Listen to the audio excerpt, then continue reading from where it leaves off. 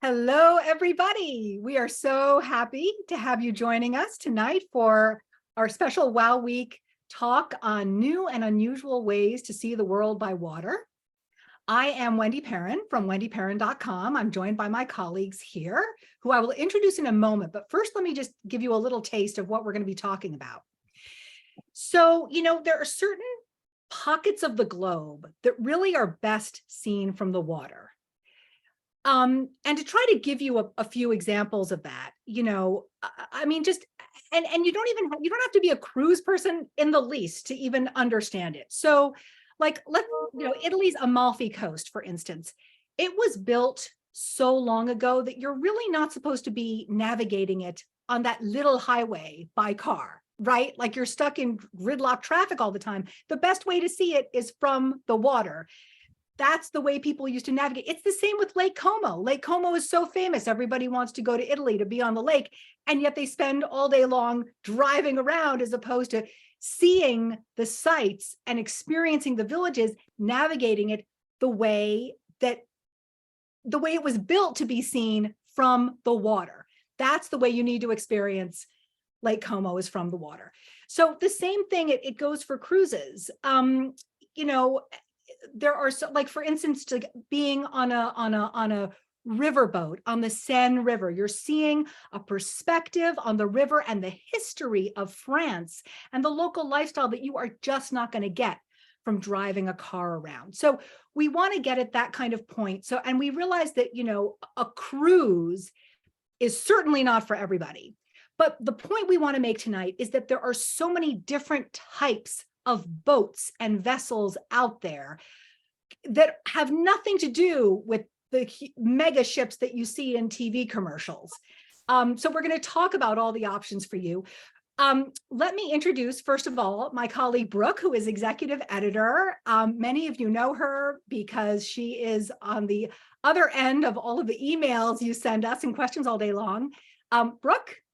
Yeah, hi everyone. Thanks, Wendy. I'm excited to be here tonight and learn a lot, I'm sure, from Carolyn, who is the cruise guru. I've been on a few small cruises. It's not a typical style of travel for me, but it's been interesting to explore everything from the Galapagos on a 100-passenger ship all the way down to a private catamaran, which is an incredible experience off the coast of Belize.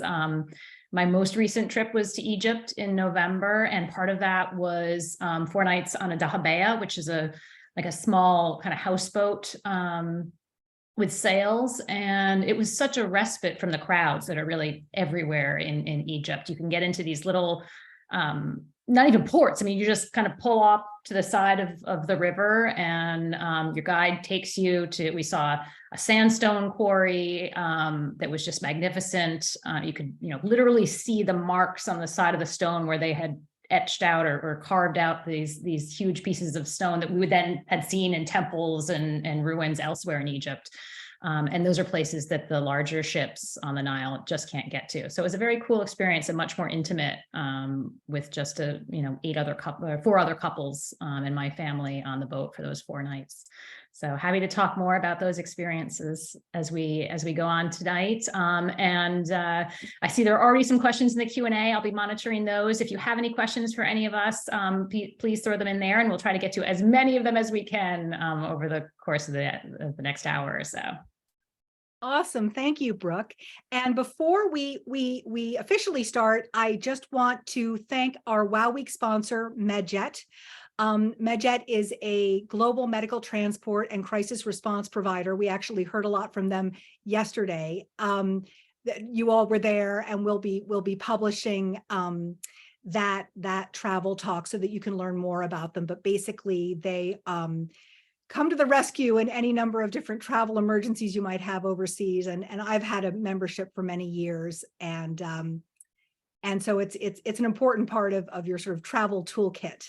And by the way, I forgot to mention this last night, despite the marathon session, there's a 10% discount that you can get on MedJet memberships, annual memberships through the website, WendyPerrin.com. So if you go there, you'll see that there's a little 10% thing, and you can click on it if you like. Anyway, now I want to introduce our special guest star, Carolyn Spencer Brown, who is the cruise expert and has, I don't even know how many hundreds of sailings and boats she has experienced. But what I love is I've run into Carolyn on a number of different boats and ships around the world, but also like when you want to know what is the best itinerary to match with a specific type of boat, or any question about an itinerary at all, Carolyn is the go-to source. So anyway, Carolyn, please take it away. Thanks, Wendy. Thanks, Brooke. It's a pleasure to be here. And I hope that you guys ask some really stumping questions that I can't even answer, because then I get to learn too. I want to reiterate what Wendy said about this topic. This is we're going to talk about small cruises, small ship cruises, hopefully cruises that you never even knew existed. We're not going to be talking about the 5,000 passenger behemoths. I don't think that belongs here. But we also understand that not everybody is suited for cruise. And so we're not trying to sell you on cruise. We're just trying to share our passion for it. I have to say I've been covering cruise for 25 years. And I do love small ships. That's pretty much all I do at this point. I love being out on the water. I love it. But I'll give you a little bit of a secret, is that when I go on my own vacation, I rarely cruise. It's usually land trips. So because it would be sort of a working holiday. So I just want you to know that I appreciate travel in the same way that you do. But I do love cruise. So what we're going to talk about today, we're going to talk about 5 different kinds of cruises that you may never have heard of. And we'll talk about the places they go. And then obviously we want to hear your questions, and we want to hear one thing from you guys. Is there a place, and you can just post this in the Q&A box, is there a place that you have to travel by water that you really want to go to in 23 or 24? Please tell us about it, and we'll share the results that we get through the chat. So let me get started. The 5 areas we're going to talk about, we're going to start with expedition cruises. We're going to go on to yacht charters, which are much more varied than you can even imagine. We're going to do river cruises, and there's a lot to talk about there. And we're going to do barge cruises. I'm sorry, I'm wrong. It's 4. We'll do barge cruises. So that's where we're going to go with this discussion. And we're going to start with expedition. And the biggest trend in expedition that we're seeing these days is that they're becoming much more luxurious. And the traditional expedition cruise, when I first started covering the business, was you had a cabin with 2 twin beds that were bolted to the floor, and a bathroom where the shower was over the toilet. It was the luxury part of a cruise like that was that you got to go somewhere completely out of the realm of the real world that you live in, and a distant and exotic place. And these days, you've got butler service, you've got the submarines on board, you've got toys, you've got gourmet food. You don't have to sacrifice to go on an expedition cruise. There are 3 kinds that are primary in the cruise business. The polar cruises are probably the best known, and that's Arctic and Antarctic. And those are unlike any kind of cruise experience you'll ever have. I just got back from my first trip to Antarctica in November, and let me just say, it was exhausting. I mean, we were constantly trekking and hiking and working, and yeah, we had complete luxury when we got back to the ship, but off the ship, you're on a rugged adventure. And that was pretty unusual and pretty amazing. So the Arctic and Antarctic are probably the best known places to go on expedition cruises. The second one that's really well known, and I think I've seen some questions from you guys about this, is the Galapagos. And this is a year-round destination, and the ships just stay in the Galapagos, and it's really all about the wildlife and the Ecuadorian culture. And it's a warm weather cruise as opposed to the other 2, the polar cruises. And the third kind of expedition cruise, which I find absolutely fascinating, are the ones that go elsewhere. And in many cases, they are shoulder season cruises. So they can't go to the Arctic or the Antarctic. So where are they going to go? And they go to places like Tahiti, or they go to the Nordic countries of Northern Europe, or they go to Indonesia. And so these are really interesting times to go to places that either you've been to, but you haven't gotten under the skin of yet, or that you have never been to. And so I think one of the most interesting trips my husband and I ever did was an around Indonesia cruise on Penat. And we simply went around the country. We started in Singapore, ended in Bali. And we went to places that were not ready for prime time. And that was absolutely thrilling and fascinating. And you really got into the fabric of the country. And I remember there was this 85-year-old woman from England who had planned to drive around Indonesia, didn't know there was such a cruise. And she came on the cruise. I think she was relieved that she had done that. I think that's a tough trip for anybody, but 85 might be even tougher. Another place that expedition cruises are really starting to take off is Alaska, which may surprise a lot of people. And we did get questions about Alaska and about, I don't want to do the big ships. So do I have any options? You have a ton of options. And Brooke, if you don't mind, can you weigh in on your experience in Alaska with, I believe, Lindblad? Yeah, sure. So my family had done a Galapagos cruise with Lindblad and kind of fell in love with it. My father's older, my son was 7 or 8 at the time, and it was really a great fit for the 3 generations. And so then we started looking at other destinations and realized that the Alaska cruise that everyone thinks of is like, you get on in Seattle, you cruise up the coast of Canada, you're at sea for a bunch of days, you see a few places in Alaska, and then you head back to Seattle. And there are these small expedition ships. I think there were about 100 people on our Lindblad ship that start and end in a tiny portion of Alaska. We think we got on in Sitka and off in Juneau, which are on a map very close to each other. But we spent a week navigating in and out of these tiny little bays and fjords. There was only one real town that we stopped at through the whole week. Other than that, we were anchoring somewhere and getting out kayaks or, stand-up paddle boards or going for a hike on the shoreline and seeing the wildlife. It was very much about the natural landscapes and flora and fauna of Southeast Alaska on a much more intimate scale. We saw I guess we were in Glacier Bay National Park for one day. We saw a few times these enormous ships kind of covered the sun, and all of a sudden, it got dark and you'd see this huge ship come past, and then it would go away, and you'd kind of go down this little inlet that it couldn't fit into, and you'd have it all to yourself again. So it was a very different experience than the more typical Alaska cruise. We did get some questions about cruises for families, and I think that these Alaska expedition cruises are an amazing experience for, especially if you have teenagers. But even younger kids can really appreciate it and learn from it. And it's really something worth looking into, because if you really want to experience what Alaska's about, that's the way to do it. I mean, to me, that's so the other option you have, if you're not, and I can answer any question about Antarctica or the Arctic, or Brooke and Wendy can answer the Galapagos because I haven't been there yet. But we did a cruise. My husband's from Finland, and we did a cruise on Lindblad again. It was an shoulder season kind of thing where they did Stockholm to Tallinn. And, my husband knows that region like the back of his hand.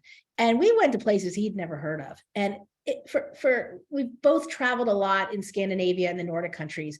And to go to places that were so small that they didn't even have docks, you just kind of got out and got your feet wet, and really experienced summer in the archipelagos of Finland and Sweden. It was magic. It was a really, really special experience.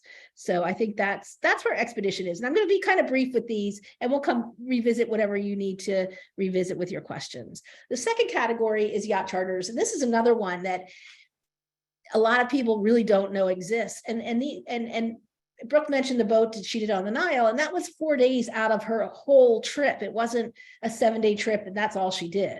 There are a lot of these opportunities. We've got the Goulet in Turkey. There's the catamaran in Belize, super yachts in the Galapagos that only hold 14 people. So you have options in terms of having these experiences that are the boats themselves are local.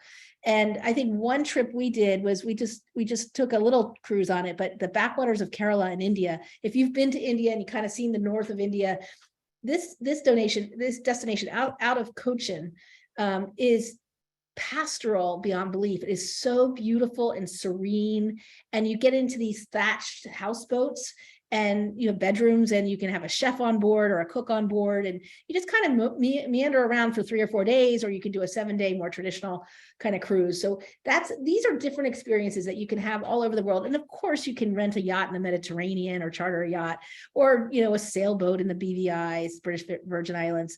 So there are all sorts of different opportunities, but beyond the traditional yachts and the sailboats, there are some really cool options. And that's what the trusted travel advisors can really help you find those. Okay. River cruises. River cruises are probably another little secret, my favorite way to cruise. I love them. I love that you can see land all around you all the time.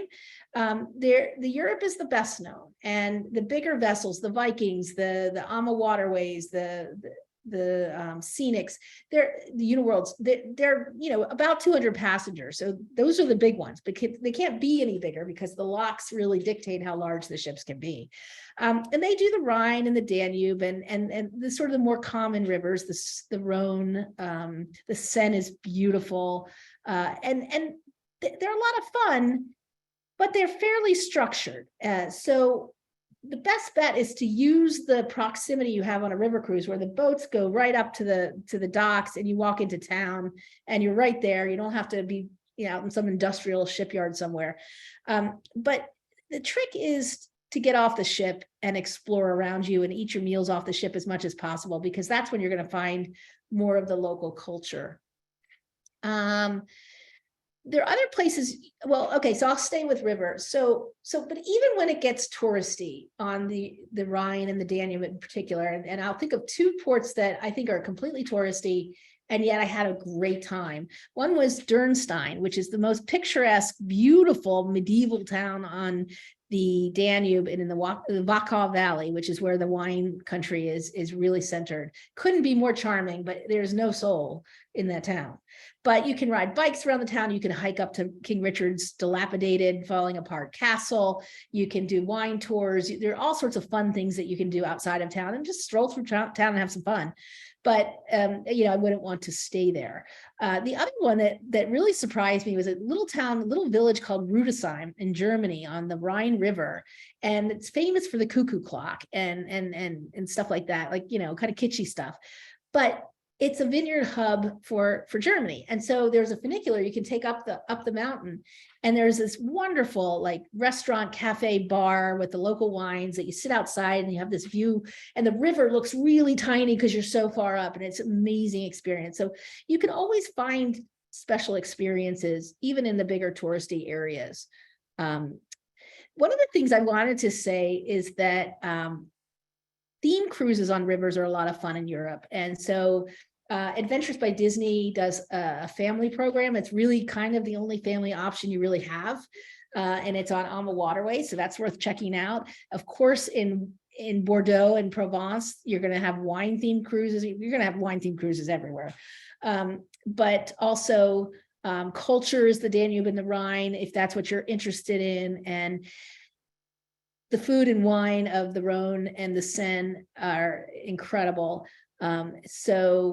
And Bordeaux is a really interesting cruise destination. Amma does it, Viking does it, others do it, but it's not really a river that you kind of mosey around some estuaries and things like that. But it's a great way to see the region, at least the first time, and get a feel for it.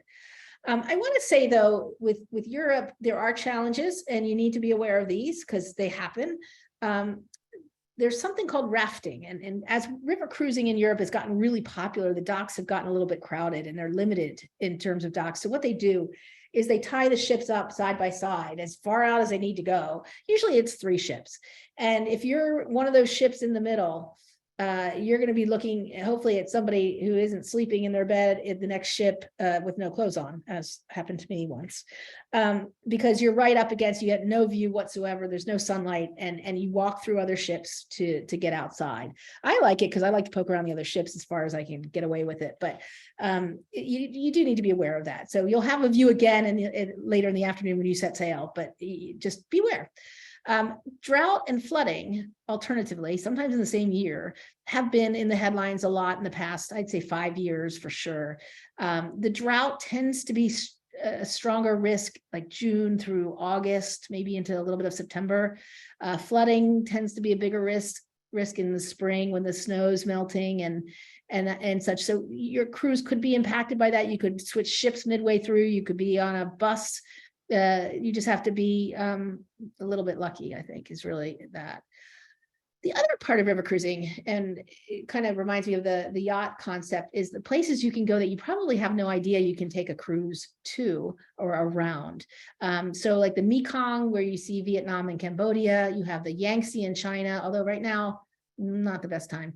The Peruvian Amazon was one I did with, I think it was like a 40 passenger boat, and it was completely different from the Brazilian Amazon. It was incredible.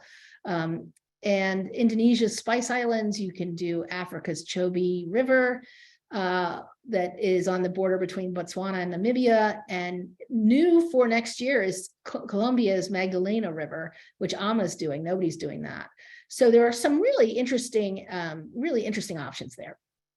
And finally, barge cruises are very special, and it's primarily limited to France. Although there are a couple of options in Scotland with the Hebrides and the Caledonian cruise that goes in the Loch Ness area. And these barge cruises, they take these old commercial barges, they rebuild them from the hull up, and they make them hotel barges, 8 passengers to 24 passengers. You can go on as a couple, you can go and meet new people, or you can actually, and this is a really fun way to celebrate a special holiday or birthday or family event, is to actually charter a barge just for your family and friends. And because they only hold 8 to 24 people, it's a lot easier than you think to fill up the cabins. So what's special about the barges is you're not going to see the cathedrals of Paris. You're going to see life in the slow lane through France, whether it's the Loire Valley or it's Provence. And it's slow, it's sweet. I remember one time we were doing the Loire Valley and we got off on one lock and took a bike ride, and then went to a wine bar, had a glass of wine, and then the barge showed up and we got back on in the next town. So it's a very kind of special, sweet, slow kind of vacation. And so it's not for everybody, but it's really, I found it really incredibly special. So that's kind of in a nutshell what we're thinking about at WendyPerrin.com in terms of ships. And I thought maybe we would take a couple of questions. Yeah, we've got some great ones. So let's get started right away. So Carolyn, you mentioned the issues with water levels, and we have a couple questions with river cruises in Europe. A couple questions about that. Tips to avoid those low water level scenarios on river cruises, asks David. And then there's another one. Let's see. Julie asks, is that something that's fairly consistent for river cruises in Europe? So are there, certain rivers or itineraries where that's more or less likely to happen?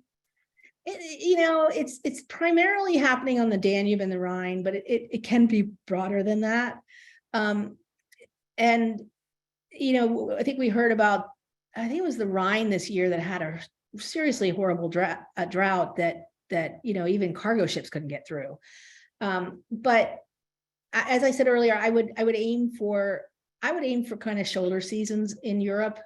So I would avoid the deepest part of summer. It's too hot anyway to poke around and walk around and be outside and enjoy. I would go in the spring, although if it's been a really snowy year, which I don't think it has, so the spring could be pretty good. You get the higher river levels because you get the snow coming down.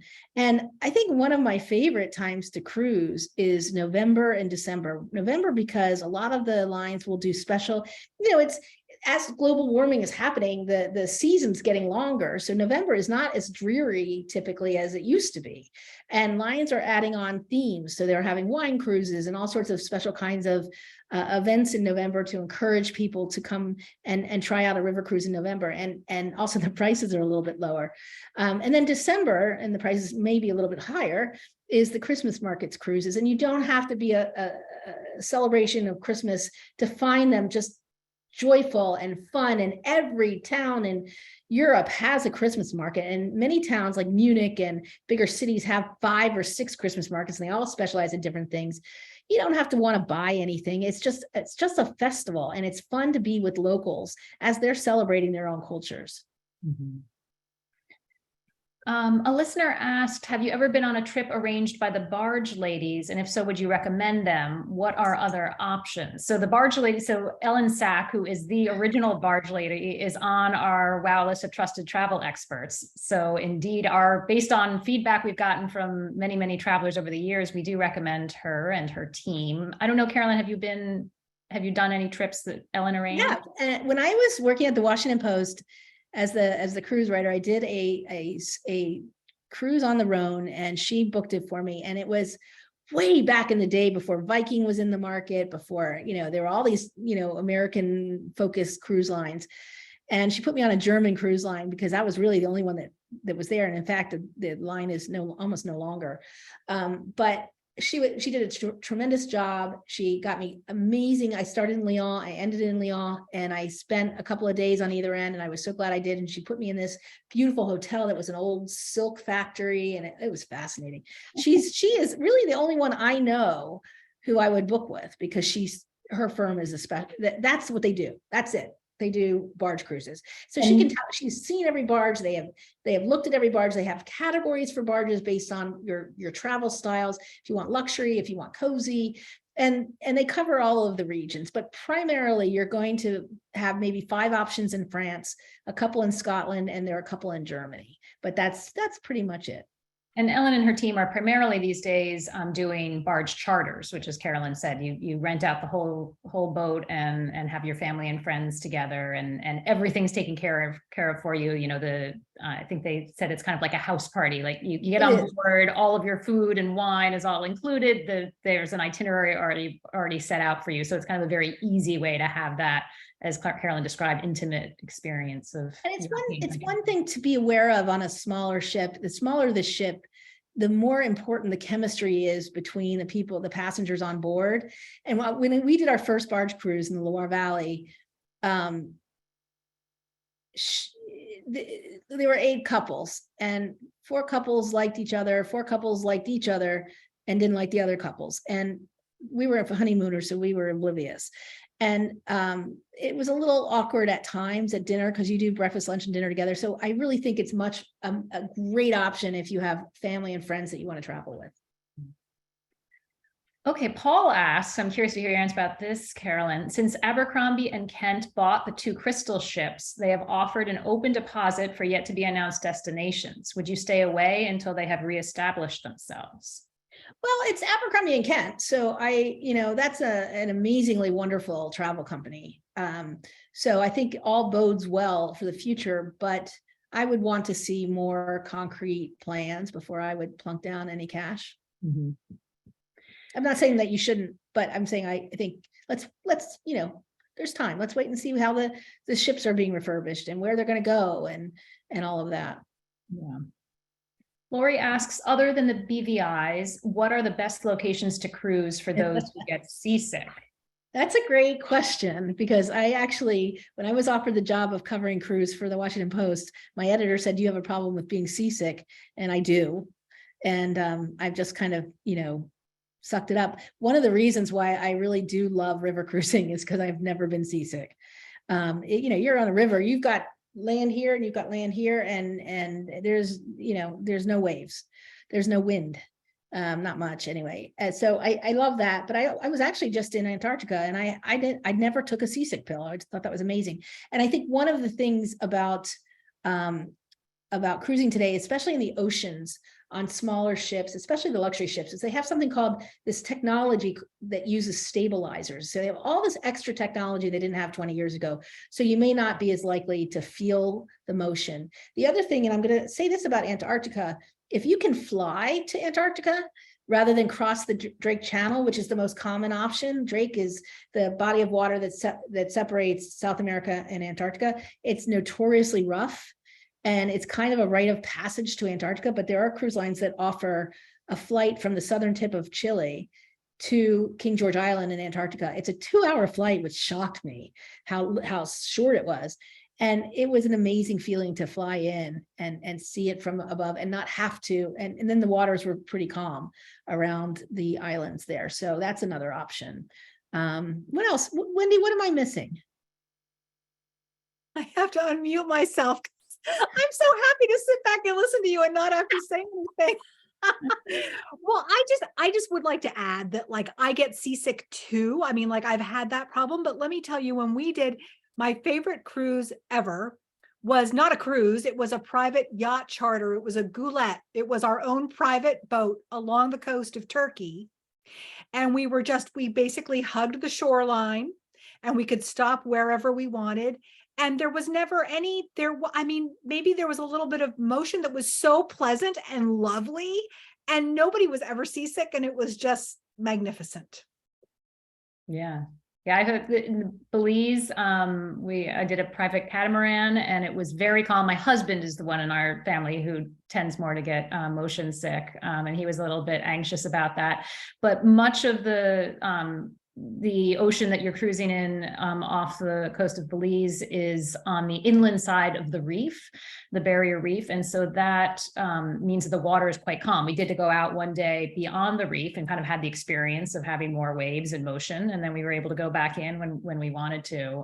The Alaska cruise that I mentioned earlier, that's all in protected waterways. And Galapagos too was all, you're going from island to island. So there's, land mass that's kind of keeping the ocean water calmer. And I think it almost goes without saying that a barge cruise is going to be the smoothest ride you've ever had.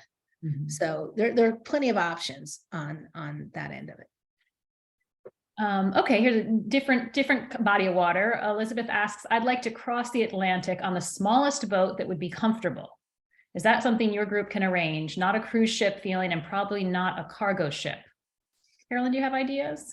So I get seasick. So I probably would be more comfortable on Queen Mary 2. That would probably be the only ship I would choose to take. We have friends who love to do the crossing on Windstar on one of the yachts.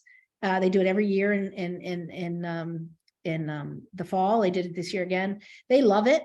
They don't mind if the ship moves around a little bit, but I wouldn't go too small. That's as small as I'd go. I wouldn't go too small to cross the Atlantic. What about you guys? What do you think? I mean, ships have to reposition there. Even small ships have to reposition at times. Yeah. But I definitely try to go for a newer ship and a ship that's built with the technology that can manage the water. I mean, if it's really bad, it's going to be really bad anyway. If I were assigned to figure that out, I'd be calling one of our WOW listers, one of the cruise specialists, and asking them what to put me on, because I think they would know, the pros and cons of the various ships. Yeah, I definitely think, and I know it's small, but I think Queen Mary 2 was built for this, was built for crossings, and it's a really romantic ship, and you can always take one of the Queen's Grill or the Princess Grill, which is a small ship kind of within a ship kind of experience. But again, I'd try Windstar's yachts. I think that would be really interesting. Rena put in not exactly a question, but Norwegian fjords, polar cruises, and backwaters Kerala.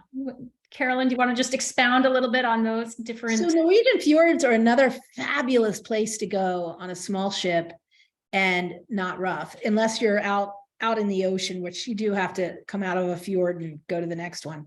But boy, is that a magical destination. And it's also one of those places that's really, Norway is incredibly expensive, and it's also harder to get around by car to all the places you want to go. So a ship is a really convenient opportunity. Polar cruises, and I said in the beginning that they're different than anything you've ever experienced if you've cruised before. You pretty much, it's the best way to do it because it's the most convenient way to get around. I mean, Antarctica, there's very limited options for staying on land, so it's almost impossible unless you're a scientist. So I didn't know what to expect. I mean, I expected ice and I expected penguins and whatever, but what I thought about that cruise was it was the most grueling, challenging cruise I've ever taken, and it really took me out of my head and it took me out of my world. And I came back and I really felt different. And it was beautiful. And I did it on Silver Sea, which is Silver Sea Silver Endeavor. It's a new ship. It's very luxurious, but it wasn't so luxurious that it detracted from the experience. It was just really super comfortable when you came back and you were tired and you'd seen all these amazing things and your head was, you could sit down and have a drink and look at the icebergs and just relax. And I thought it was beautiful. So, and Antarctica is very different from the Arctic in the sense of the Arctic has less wildlife and more culture. Antarctica has a ton of wildlife and literally no culture.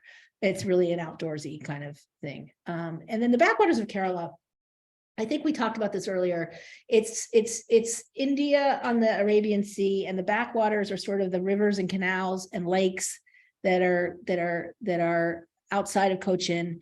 And I have never been to a place that felt as pastoral and serene. It actually reminded me a little bit of the Chesapeake Bay region of the US, but it had nothing in common with the Chesapeake Bay. It just felt, I don't know, the light was beautiful, the culture alongside the water, you just pull in and you go and you learn about art and life in this part of the world. And it was a very sweet, quiet experience. I loved it. And it was immersive. And so different from the modern urban India that you see in Delhi and Bombay, right? Yeah, definitely different. Definitely different. Okay. Nancy asks, my husband and I would like to go to the South Pacific to see islands and areas that were important in World War II, to be near the Solomon Islands. My husband's father was in the Navy in World War II in that area. Do you know about cruises that are in that area? I know that there are. First of all, what a fantastic way to experience a place is through history. And I think that's so cool. There are cruises that offer itineraries there. I would say you'd want to go with the sort of the small luxury operators like Penant, Silver Sea Goes. Ask your travel expert, but there are cruises that go there. They don't go there regularly, so you really want to plan ahead. There was one question I saw that I really wanted to say. It was from Ray.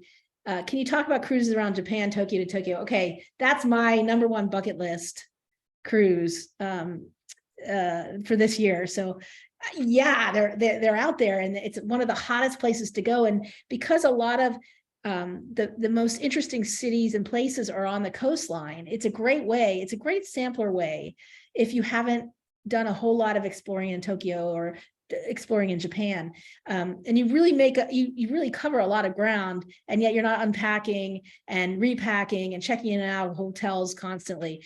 I have done a trip to Japan. I loved it so much that I can't wait to go back, but I definitely want to do the cruise. And I will say that there are other places that are great for a good, especially for a first time visit. I think Australia is a fantastic place to cruise around Australia, or at least most of it, because the most interesting cities are on the coast, and it's a crazy drive through the center if you don't want to do that.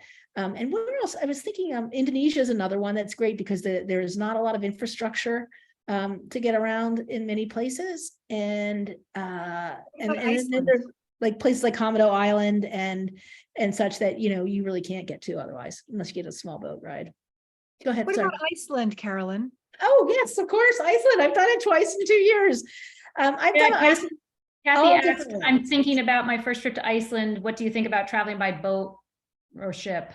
I loved it both times. Now there is a downside because you spend about 8 hours there in every place. So, it's a decent amount of time, but it's not enough time for me. And I went back and did almost the same itinerary the second time, different cruise line, and I was working, but I really loved it. And I did different things in the ports I went to over again. And what I loved about, first of all, Reykjavik is just bustling and cosmopolitan.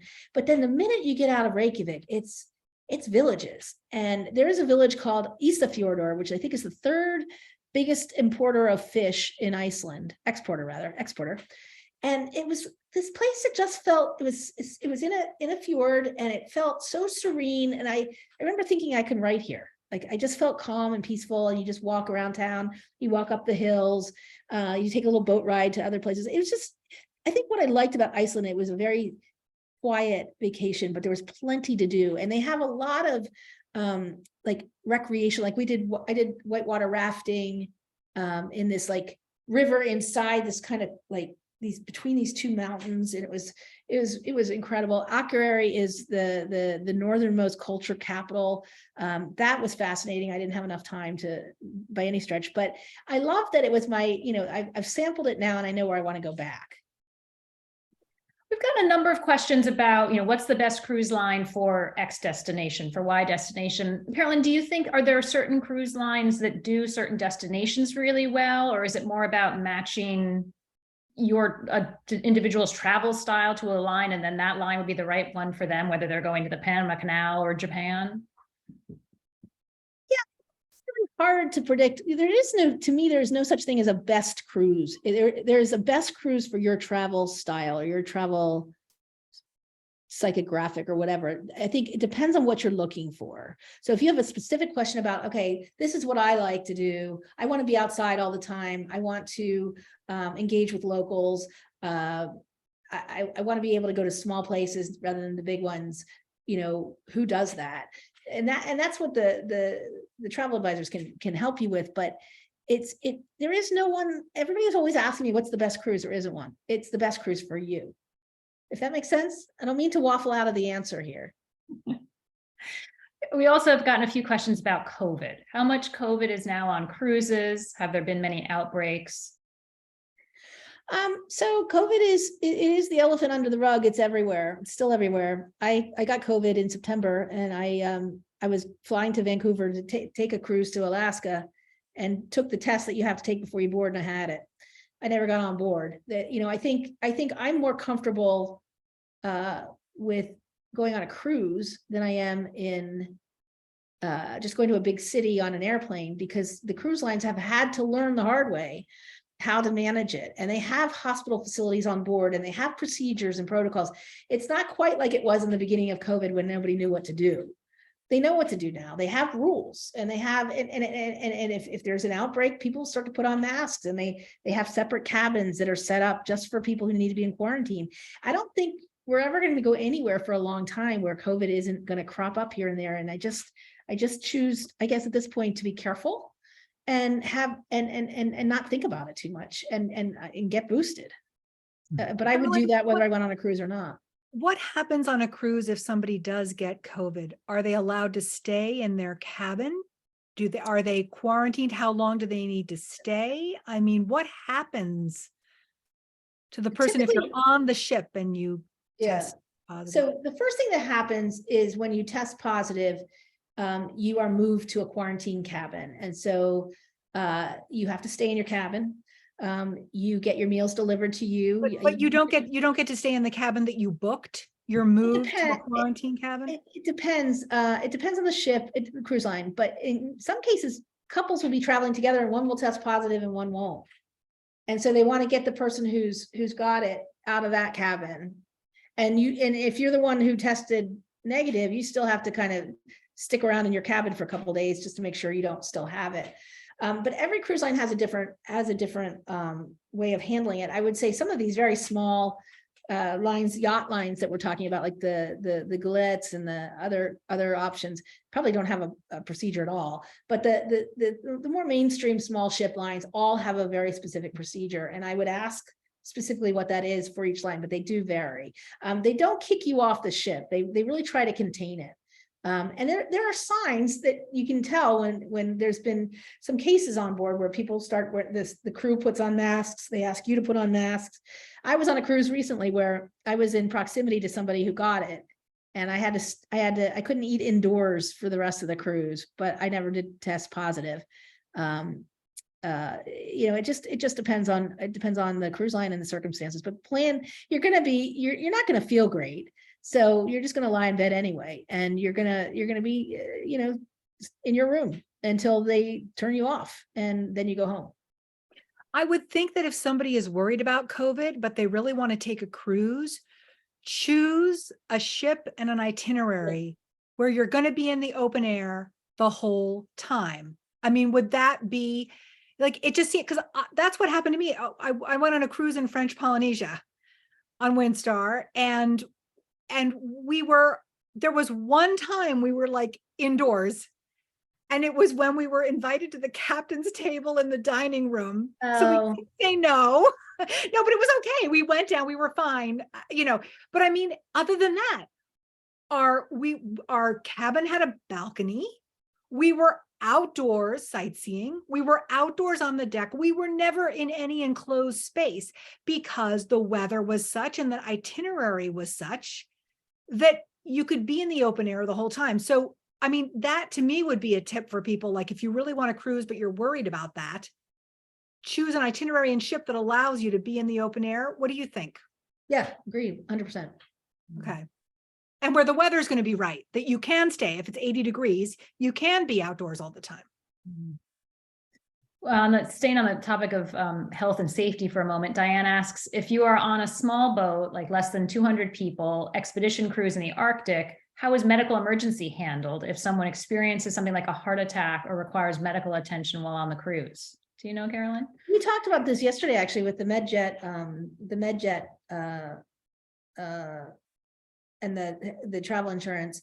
The more mainstream lines like a Seabourn, a Silversea, a Scenic, a Pedant, they have medical facilities and they will get you evacuated. You'll have to be evacuated. But what's the biggest irony to me about the Arctic and the Antarctic is you're actually only a couple hours flight away from mainland. I find that shocking. They seem so distant and remote. So they will get you off. They will have to get you off and evacuate you.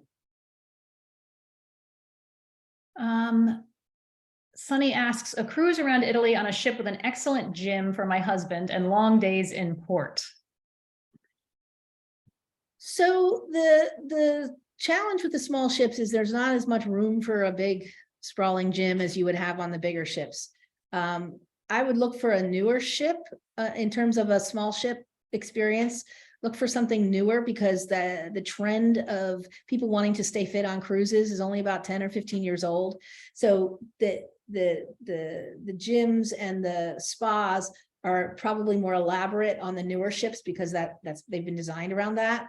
The other thing is that you just get your exercise off the ship. And I think, for example, for river cruising in Europe, one of my favorite things to do every single day is they have these like towpaths that run beside the rivers, especially the Danube and the Rhine, and you just ride bikes all day long. And it's really a run or jog or walk, or you really are really active and busy.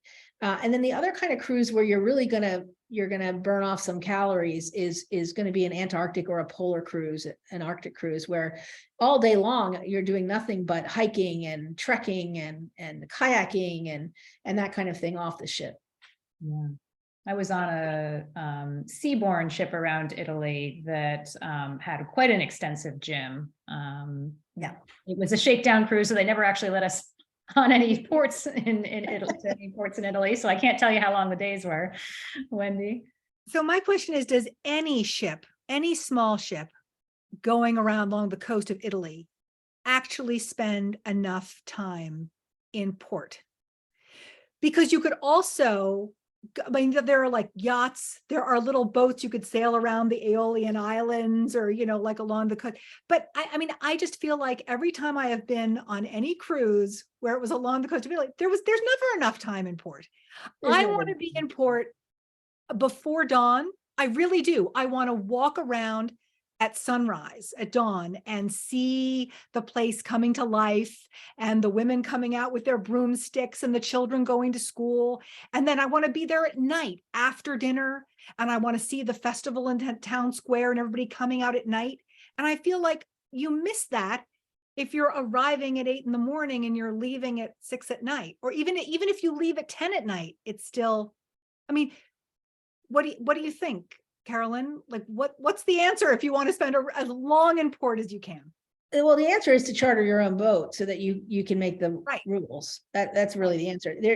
I like to think of small ship cruises as, in many cases, as sampler cruises, in that you're taking you're taking Japan and you really want to get to see what you like, what you want to come back to, and have that kind of psychology in your mindset that it's not going to be the be all and end all. It's not going to be like renting an apartment in Tokyo and really becoming a local. It's not going to be that experience. If you want that experience, extend your trip so that the cruise is just a part of your trip.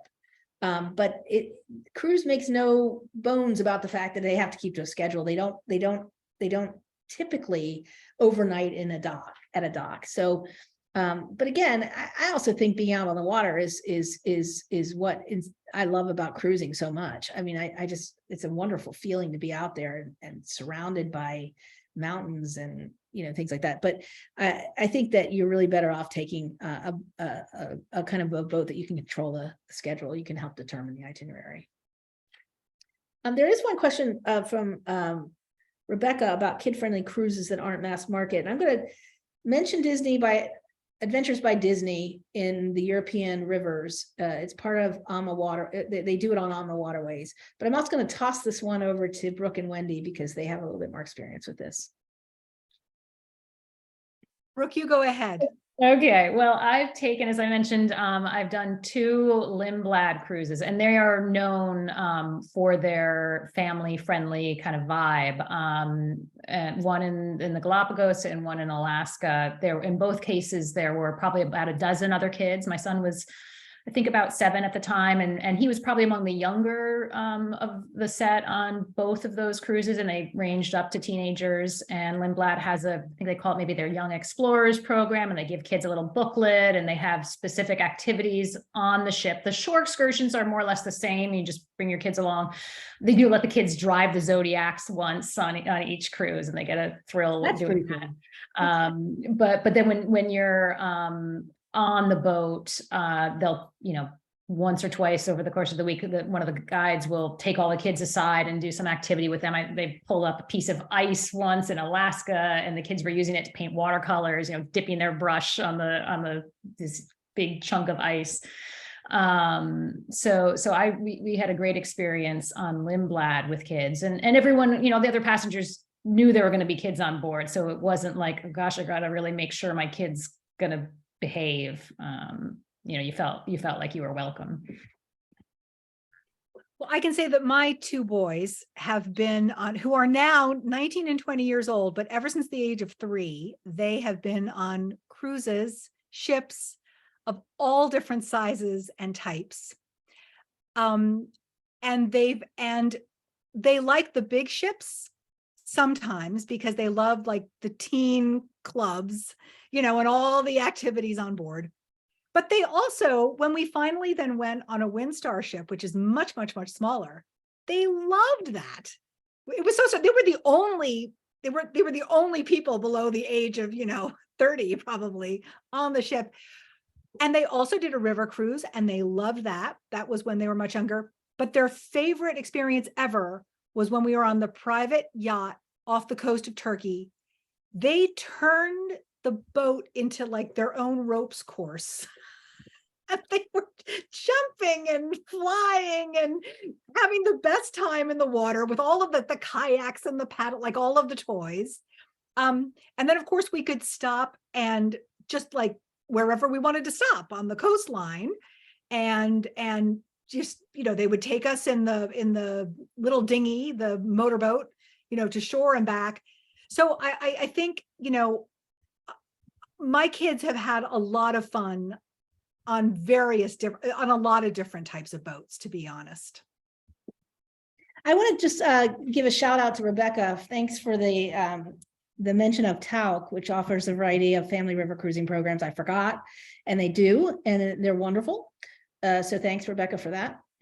And Diana, I just wanted to shout out to you about wanting the name of the company in India that does the Kerala trips. If you drop us a note, Brooke, will you give her the email address? Sure. We'll get back to you. Questions at WendyPerrin.com if you write to us. Sure. Here's an area we haven't touched on yet. Robin asks thoughts on U.S. river cruises and steamboats. Would love to do with the Lewis and Clark Trail. Have you done any of those, Carolyn? I have. I've done that twice, and it's absolutely amazing. There are a handful of cruise lines that do it. American Queen is one. American Cruise Line is one. Lindblad does it. And you go between the Palouse area. It's Idaho's Hell's Canyon and Astoria on the Oregon's Astoria on the Atlantic. It's an incredible experience. It's just magic. The interesting part is I've done it twice. I flew into Spokane, and then we took the like 2-hour bus ride to the port. It wasn't a port, it was a dock. And you do Hell's Canyon first, which is completely arid and wild and barren. And then as every day, the scenery changes as you head west, and it gets a little bit more green, a little bit more lush, and then you hit wine country, and then you hit Astoria. It was a wonderful experience, and I really enjoyed it. I went back again. Angela asks, how slow is slow on barge cruises? Are there It's options to engage in slow. local culture? What type of travelers will you be traveling with, younger or older? Well, I can't speak to, I think it just depends. I think a group that I have a friend who, for his 60th birthday, he chartered a barge and just took friends. And so they were like between 60 and 40. So I'm sure they had a rollicking good time. And I'm also equally sure there wasn't much wine left at the end of that trip. But you do engage in culture. We had a wonderful guide who lived there and took us to places that we didn't even know existed. And I remember we went to Gras, which you can go to on the bigger river cruises, but we did a canal, like a shore excursion there. And we went to the home of the man who'd founded the famous perfume factory. He was retired and he was painting, and he had the most beautiful, he was a gardener, he had the most beautiful gardens. And then he was showing his work, and his work was, it was watercolors. It was so great. And we just sat and talked with him, and I ended up buying a painting, and it's hanging in my kitchen. And every time I look at it, I think of that trip. And it was just really a lot of fun. So yeah, of course, you really you get a sense of daily life, you get a sense of culture. And it's a very sweet, but it's slow. It's very slow. Fair warning. Take a book, big book. We have a few questions about from solo travelers. Can you recommend cruises for singles in terms of cost and itinerary? And are singles, another person asked about single supplements. Do they apply to all of these cruises that we've talked about? They probably apply to most of them. What you want is you want a really good travel agent who can keep an eye on when there are deals that eliminate, or in most cases really reduce, the single supplement. I think that cruise lines that do court singles and do have reduced supplements are a good idea, because they'll attract other singles. So you won't be the only person in a sea of couples or families. So I think that's important. But I have to say, on any small cruise I've ever been on, people are incredibly welcoming and inviting, whether you're a couple or not. And it's a much easier experience to get to know people. So even if it's not a singles themed or focused cruise, you're not going to feel alone for very long, unless you want to be. Paul says, my wife and I have cruised twice on Viking, on the Rhone and the Danube. We don't like the structure, but love the cities. Do you recommend a different cruise experience for us? We were the youngest on the ship by a lot. That's the biggest challenge with river is, and Wendy and I talked about this the other day, is that, the meals are really structured, and they're not necessarily reflective of the cultures that you're traveling through. And Wendy's advice to me was, you just get off the ship and you go and you hang out in town and you do things and learn the culture that way. But they are structured, and I'm trying to think if there's anybody who's not as structured. There's one ship in the market, it's in the Danube, and it's owned by waterways, and it's larger than the rest, and it only does the Danube because it's too big to go through the canals that get to other rivers. And it has more restaurant options. You're not all sitting down at the same time, etc. But that's the only one that I can really say, yeah, it is structured. That is a good point. Well, we're at 8 o'clock right now. Do we want to try and push through the last few questions? Lightning round again tonight? I'd love to do a lightning round if you guys don't mind, if anybody wants to stay.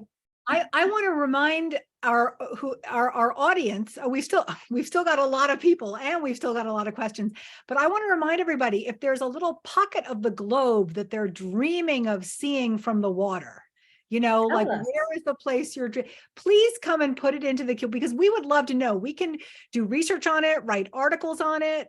But like if there's just a place you're dreaming about and you think, ooh, I would love to see that from the perspective of the water, just go type it into the Q&A. But I see here that Diana has asked any river cruises on the island of Borneo.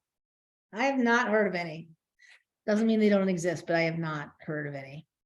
Yeah. There was a great question from Douglas about Budapest.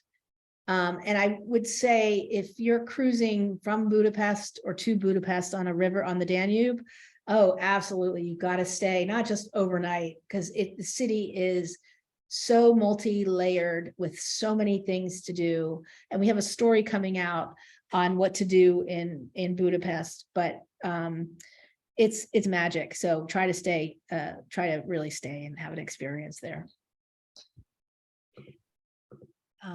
Diana has asked about classical music cruises. Yeah, on small ships, they don't tend to do a lot of that, but also on many small ships, the music they play is classical. Like, for example, on I was on Ama's Danube cruise a couple of years ago just before the pandemic. And, they have a classical quartet every night. So it's a little bit more of a cultural experience. And the musicians come from ashore. They're not ship musicians. They come on in port. And so you get an insight into the culture at night on the ship. So Randy, I think that the Atlas question, you were speaking to Atlas and they're doing a 2-for-1 on their new ships. So effectively there's no single supplement right now. Wow. That's fantastic. And I know Atlas has been very aggressive with the single supplement. So it could be a good option. And Atlas does do the polar regions and that kind of thing. It also does regular cruises. It's a new line. Irene asks, do you have any recommendations on a cruise around the Greek islands? Oh, yeah. Okay. So you got to do sails. You got to find a ship with sails. I mean, you want to be outside. You don't want a big ship, I don't think.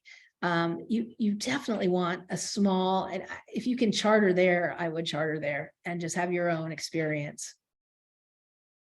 Greek, and you want to go to the smaller islands that the ships aren't going to. I mean, don't go to Santorini unless it's, April and nobody else is there, but go to Paros, go to Patmos, there's so many amazing islands there. And if you take a charter, if you charter a boat, then you can really work with the company to kind of determine where you want to go and when and for how long.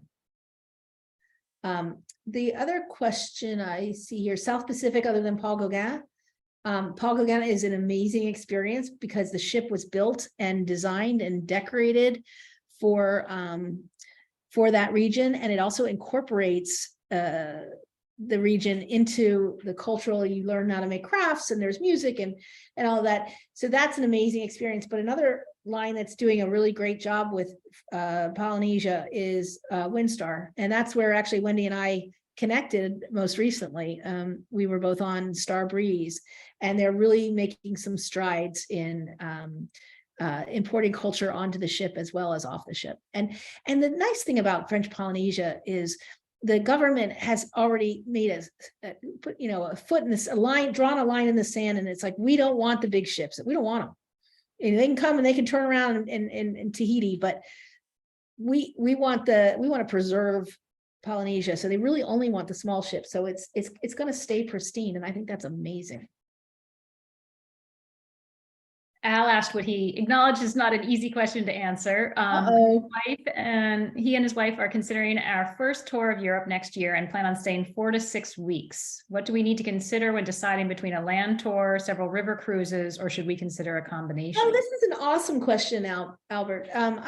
You know what I would do if I had 4 weeks, or 6 weeks? I would do maybe 1 river cruise or 2, and then I would get a villa or a flat and stay in a big city or a small village, and have different kinds of experiences.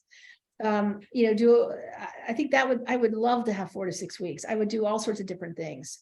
And you can work with one travel planner who can kind of organize all of it so that you don't have to. One thing we haven't touched on yet, that maybe you can speak to, Carolyn, how far out should you book a small ship or specialty cruise? And what's the deal with upgrades? So two issues, I guess.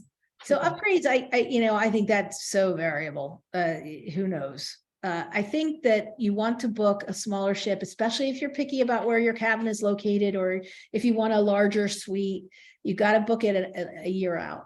You should try. The prices don't go down a whole lot as you get closer. So there's no real benefit to giving up choice to save a couple of bucks. So I would say as soon as you know you want to do something, I would start thinking about booking it. And then the other part of it is not really about cruise, but it's about getting there. And the air is, as we've all been talking about, airlines, it's crazy, the demand. And if you're going somewhere really remote or exotic, you want to make sure that you can get an airline ticket. Lynn is asking, can you talk about cruise options you would recommend for a first-time trip to Asia? Oh, that sounds great. First of all, that's a great sampler cruise. I would take a cruise that as much time as you can spend, figure out where you kind of want to go, but do a number of different countries. Like Southeast Asia is a great place to be based. You see a lot there. Vietnam is fascinating. Korea is fascinating. Japan, Singapore, Malaysia. I mean, you have so many options if you have a longer time. The smaller luxury lines, and again, I'm going to go into the more mainstream, the Ponants, the Scenics, Seabourn, Silversea. They have ships that are based there in season and tons of options. So, and even Hong Kong. So you just want to kind of figure out where you want to go, what you want to spend, and how long you have, and then choose one. I think that's probably a good example of the sort of dessert sampler approach, right? Where you're getting a little taste of a lot of different places so that you can figure out what you really loved and you want to go back to and have a more in-depth, you spend time on land and really get to know it. But it's just like a taste of so many different possibilities in Asia. I love the question about from Amy about Antarctica. How long should you be? And most cruises spend about 7 days in and around the islands in the peninsula of Antarctica. The length depends on whether you take the Drake option, which means you have 2 days on either end that are spent going across that body of water. So going and coming, so that they can be like a 15-day cruise. But again, your 4 days or 4 days of whatever that vacation is going to be at sea.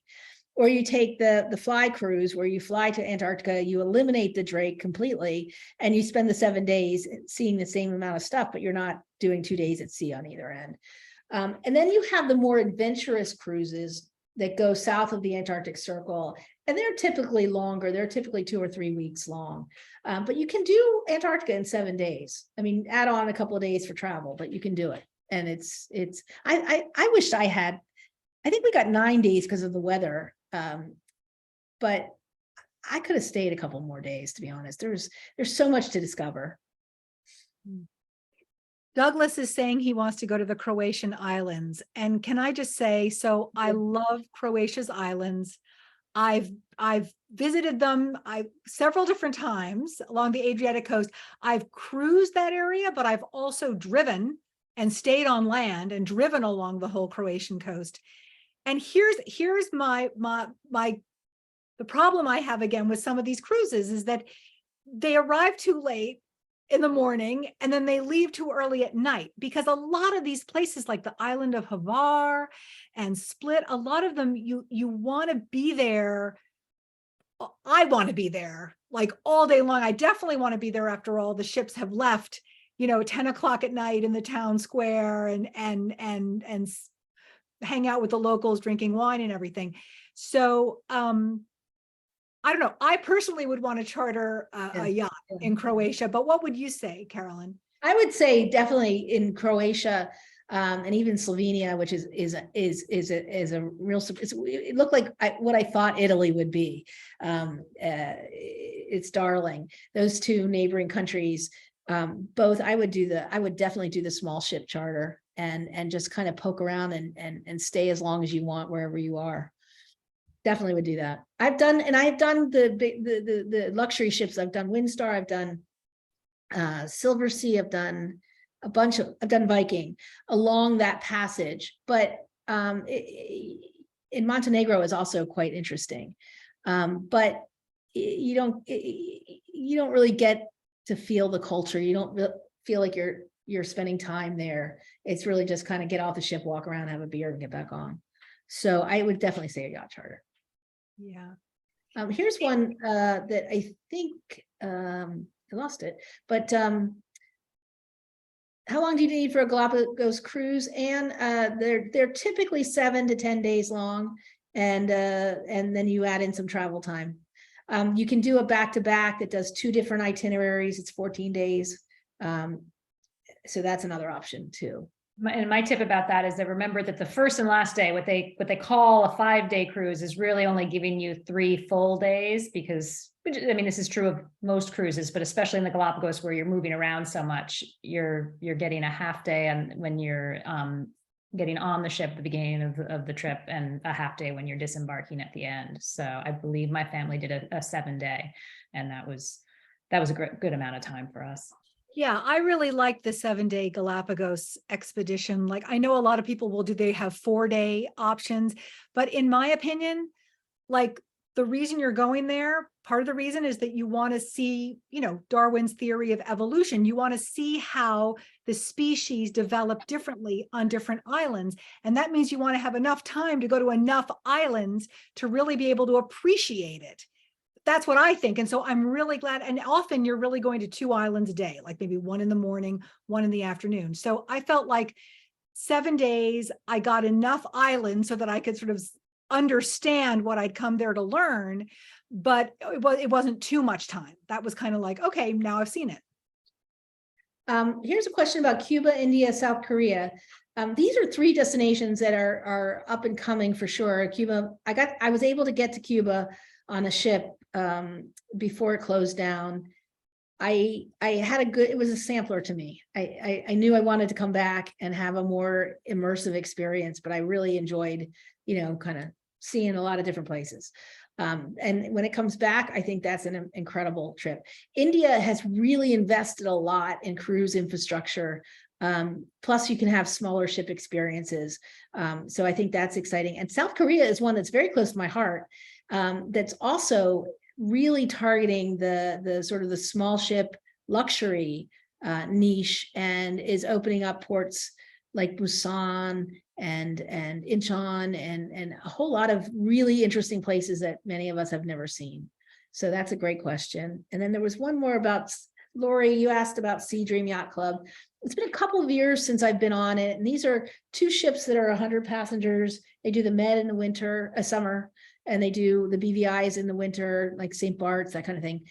I think they're older. There are no balconies in the cabins, but beautiful public spaces, beautiful food, this huge top deck that you just want to live on, and just so much charm. And they're so small and cozy, and yet not too small.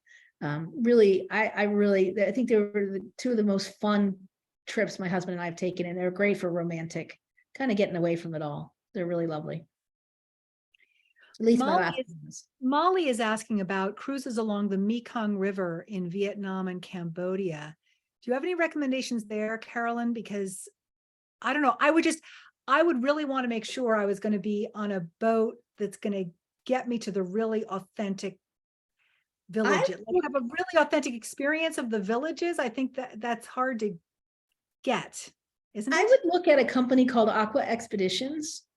And also AMA Waterways does a lovely job on a smaller ship in the Mekong.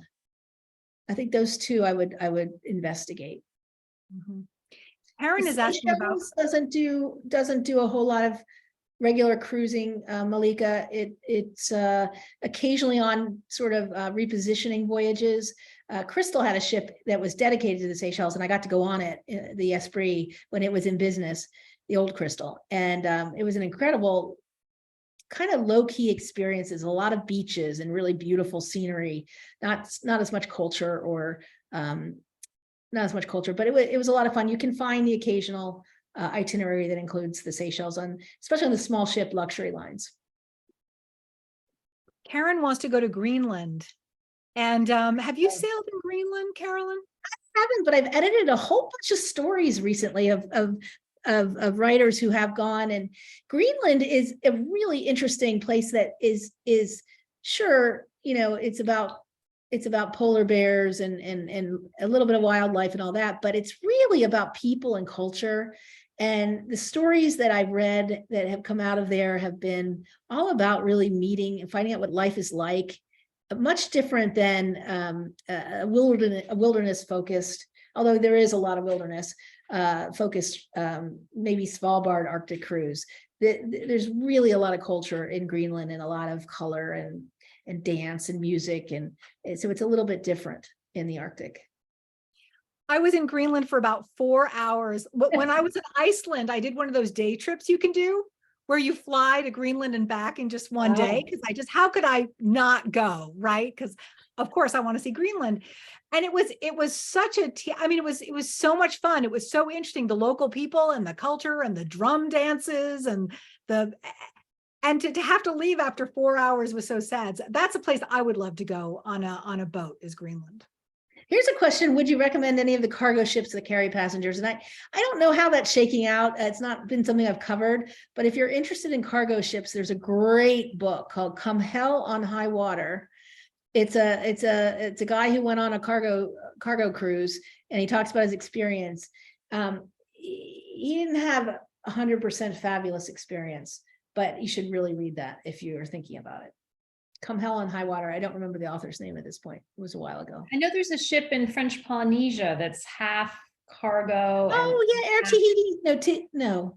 I'm blanking on the name right at the moment. Tahiti. Oh, yeah. Drop us a note and we'll send you. That's a great call, Brooke. I forgot about that. There is one. The questions at WendyPerrin.com, and one of us will think of it in the meantime. We've actually got an article on it. We just can't remember the name of the boat right now. But yeah.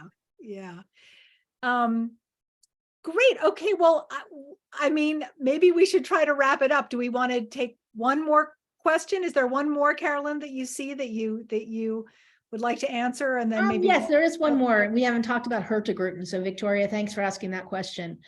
Hurtigruten is a really interesting mix. So in Norway, it's part of the culture of Norway. So it's an incredible local experience where it's part cruise ship, part ferry in Norway. And then in other places in the world, like the Arctic and the Antarctic, it's expedition ships.